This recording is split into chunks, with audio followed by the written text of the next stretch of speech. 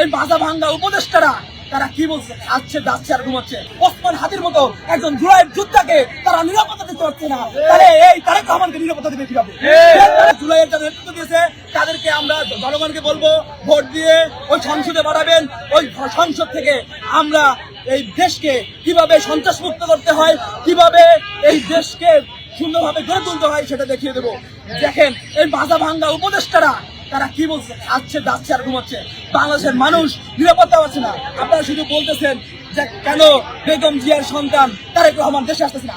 ওসমান হাদির মতো একজন জুলাইয়ের যোদ্ধাকে তারা নিরাপত্তা দিতে পারছে না, তাহলে এই তারেক রহমানকে নিরাপত্তা দেবে কিভাবে? ওসমান হাদি 2 দিন আগে বলছে তার পরিবারের সবাইকে গুম করা, মেয়েদেরকে ধর্ষণ করা হবে, তাকে গুলি করা হবে। সেটা বলার পরও এই সরকার ইন্টেরিয়াম কেন তাকে নিরাপত্তার কোনো ব্যবস্থা করেনি? কেন ব্যবস্থা করে নেই? তাহলে তারেক রহমানকে কিভাবে নিরাপত্তা দিবে? তাকে নুরুল হক নুরকে কিভাবে নিরাপত্তা দেবে? অন্যান্য দলের নেতৃত্বকে কিভাবে নিরাপত্তা দেবে? আমাকে কিভাবে নিরাপত্তা দেবে? এই উপদেষ্টা মাথা ভাঙ্গা উপদেষ্টা স্বরাষ্ট্র উপদেষ্টাকে অবিলম্বে পদত্যাগ করতে হবে। এই দায় মাথা ভাঙ্গা উপদেষ্টাকে নিতেই হবে। এই মাথা ভাঙ্গা উপদেষ্টাকে দায় নিয়ে তাকে পদত্যাগ করতে হবে, নইলে বাংলাদেশ ছাত্র অধিকার পরিষদ ওই যমুনা গ্রামের 24 ঘন্টা যে আলটিমেটাম দিচ্ছে সেটা তারা বুঝাই দিচ্ছে যে ওসমান হাদি দিয়ে শুরু, এবং তোমরা সুফিয়া থাকো, তোমাদেরকে টার্গেট করছি।